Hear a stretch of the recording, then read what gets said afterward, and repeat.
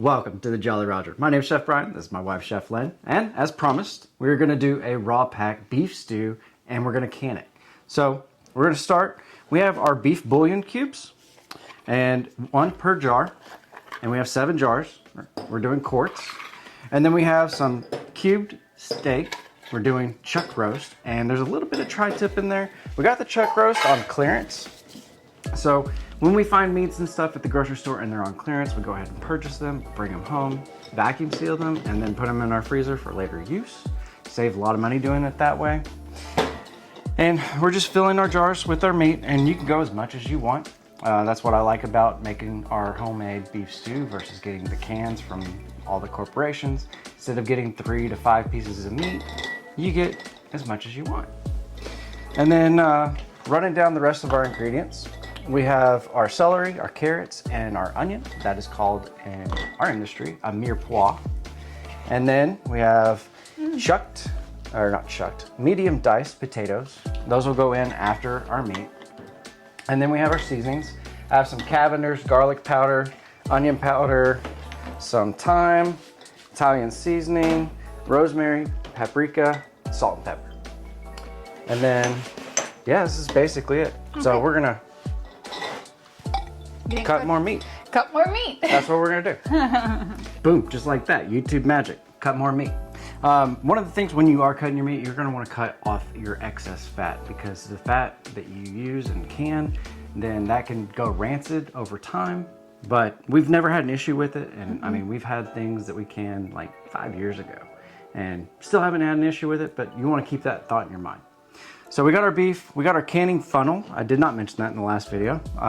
That helps make sure your seal doesn't get anything around it to prevent a good seal with your lid. We're also gonna clean them even though we're using the funnel. All right, so then we're going to do our potatoes. You wanna keep your potatoes covered in water so they don't get oxidized and turn brown on you. And you know, Lynn's a meat and potato type of gal, so she likes her meat and potatoes.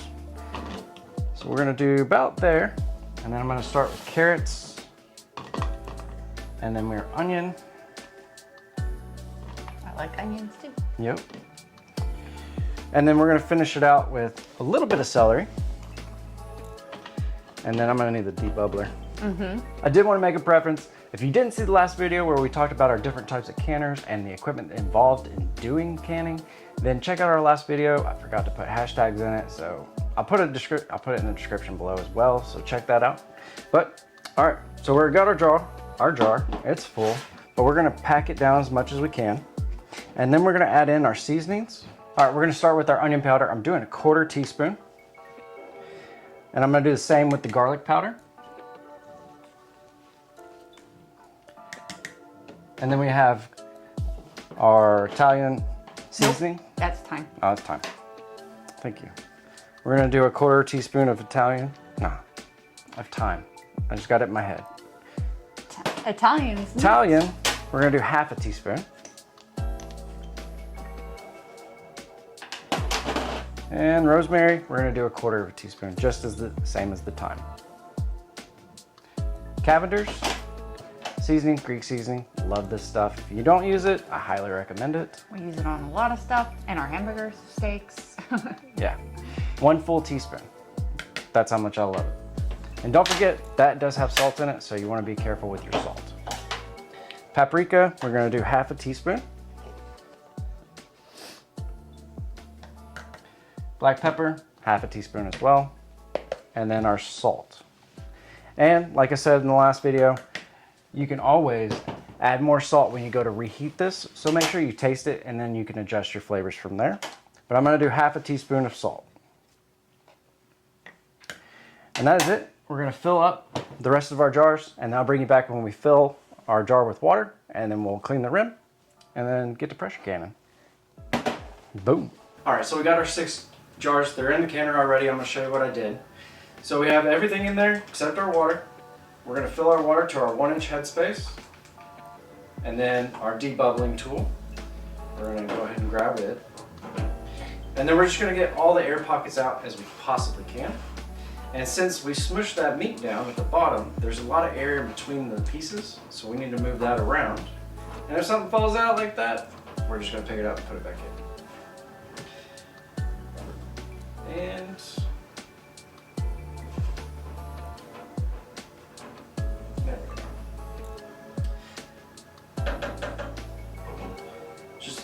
is an onion.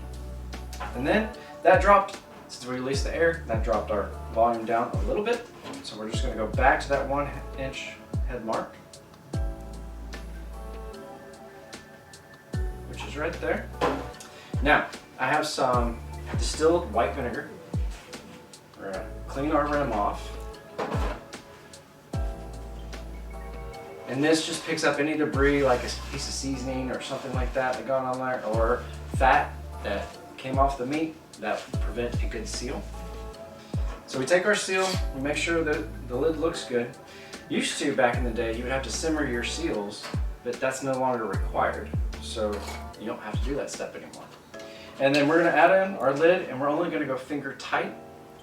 And then I'll pull you over to the canner and show you that process real quick. All right, so I got my jars in, all except for one. We're gonna fill the bottom of our canner with water. And we wanna go to about 3/4 of the way up your jar, between halfway and 3/4. And I may need to get more water for this. Definitely need to get more water, but let's see what it looks like with 7. Just a touch more water. We're gonna fill up a little bit more water.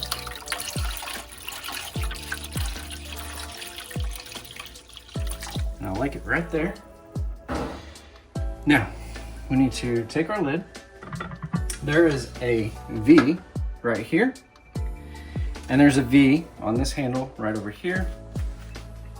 Those match to line up your lid. So the V's match up, and then we're gonna lock it in position. We're gonna turn our oven on high, and then we're gonna line up our burner with the center of the pot. All right, so we just turned our heat to high. We're gonna let this go until we hear steam come out of the vent. And then once you hear steam come out of that vent, you're gonna do a 10-minute timer. And that 10 minutes is expired. You're gonna add the weight, and then you wait for it to start jiggling. We're gonna take the stovetop from high to 6. That's what my stovetop likes. And it keeps a constant jiggle, and we're gonna jiggle for a good 1.5 hours. And then once the 1.5 hours is over, then we're gonna turn our burner just off and then walk away until the pin drops, and then that's when it's safe to open. So I'll show you the venting, and then when we put on the weight and the jiggling. All right, so we are venting now. You can feel the steam coming up. This is when we're gonna start our 10-minute timer.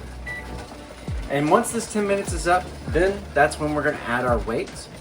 And if you think you can start with hot water and then bring it up to temperature and skip, several minutes, don't do that, because the jars, they're tempered. So if you start with hot water, you can crack it, and then you're just gonna have a mess inside anyway. So start with cold water, bring everything up to temperature as it is, and then we're gonna wait 10 minutes, and don't hold your hand directly over it, but you can swipe through. And then we'll do the weight in 10 minutes. So that's the venting process. All right, our 10 minutes just ended. So we're gonna add in our weight. Our pin has come up. Now we're gonna wait for this to start jiggling. And when it starts jiggling, I'll turn down my temperature to 6 on my dial. It's gonna be different on every stovetop. And then we're gonna do a 90-minute, which is an 1.5 hours of listening to this jiggle. And then after that, we'll turn it off, walk away until that pin drops right here. And then it's safe to open. And then you can remove the weight. But don't walk away from this at any point between now and an 1.5 hour timer. This is the only danger part. So that's it. Okay, we just started rattling. That means we're at 10 pounds of pressure, because we have 10 pounds of pressure on the weight. And excuse me. We're gonna go ahead and turn our dial. I like it at 6. That's the way my stovetop is. I got 90 minutes set on the timer. Now we're gonna listen to this rattle for about an 1.5 hours. Now it is very important not to leave this by itself. Don't go anywhere. Don't go check the mail. Like, you gotta be in the kitchen. That's how people have accidents. And we need to listen to this rattle. If it stops rattling at any point in the next 1.5 hours, we have to repeat the whole process again. From venting and then to the weight. You don't have to do the whole jar thing anymore. But make sure this rattles for an 1.5 hours, and then we're gonna pull them out. And I'll bring you back when we pull them out and show you what we do next. All right, see you in an 1.5 hours. Find a good coin show to watch. It's been an 1.5 hours, and I know I can't hear you. Hopefully you can hear me, but It's been rattling for an hour and a half. What we're gonna do is we're gonna just turn this off. And this pin right here, when that drops, then you are safe to go and remove the weight. Do not do anything with this pot until that pin drops. Now, I will preference and say you're gonna want a glove to pull this off. And you're gonna want 2 gloves to take the lid off and hold it as a shield because there's gonna be a lot of steam that comes out. Don't open it towards your face, open it away from you, and you're gonna be fine. But definitely wear your oven mitts, gloves, you know, protect your hands, protect your face. Everybody wants to see your pretty face anyway. So when this stops jiggling, that pin drops, we're gonna open it up. I'm gonna put it on the counter. You're gonna want a rag to put it on. That gives it a little bit of insulation between your countertop, and especially if you have tile. If you have tile that it's a cold surface, then your jars can possibly break. I highly doubt they would, but have a towel down, and then we're gonna pull them out with the ball jar grabber, and then we'll see you tomorrow. Well, there you have it. That's our homemade canned beef stew. Using our Presto, it can do the exact same thing the other one can. Just, you know, start canning, save some money. And we used, you know, steak that we got on clearance. We did the chuck roast and tri-tip, and this is a great way. So what we did is we took them out of the jar, you saw that, or took them out of the canner, placed them on a towel, and you just leave them alone for a good 12, 24 hours. And then you just want to make sure you have a good seal. And these all popped. If you do not have one that has a good seal, then you can do the whole canning process again. I recommend you just eat it then, to be honest, because I mean the canning thing takes a long time. But the next morning when we came down, we made sure they were all sealed, took the rings off, washed them in cold water with soap and water, and then dry them off and then label and date. Yep, we just put the month and the year, and then when you go to store these, make sure that they go in the back. You bring the ones up forward. We call that first in, first out. And that way you're eating what you have already stored before you start eating the new stuff. And then you just keep a good rotation. And if you didn't see the tools and equipment video, I'll put the link in the description. Check that out because we talk about all the tools and things you need. I forgot hashtags, so I'm gonna make sure I got hashtags in this one, and then the link will be in the description. Thank y'all. And leave a comment, like, share, subscribe, and yeah, peace. Let us know where you're from. Okay, you want me to do it? Yes. Drop a comment and let us know where you're from, and we'll pin you on the wall on our map. It's awesome. Lindsay gets really excited about it. She gets to see where all y'all are, and we appreciate it.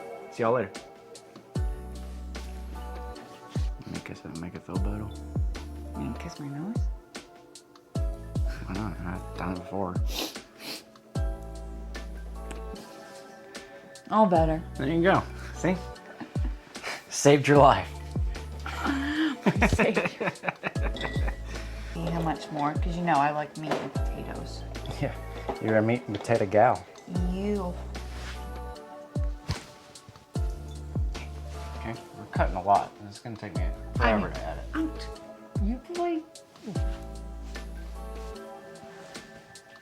Take this outside.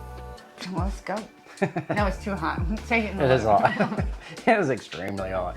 We'll go where we have some space in the living room. Uno momento, por favor. That means wait a minute. It does. Uno más cerveza, por favor. You don't need another drink yet.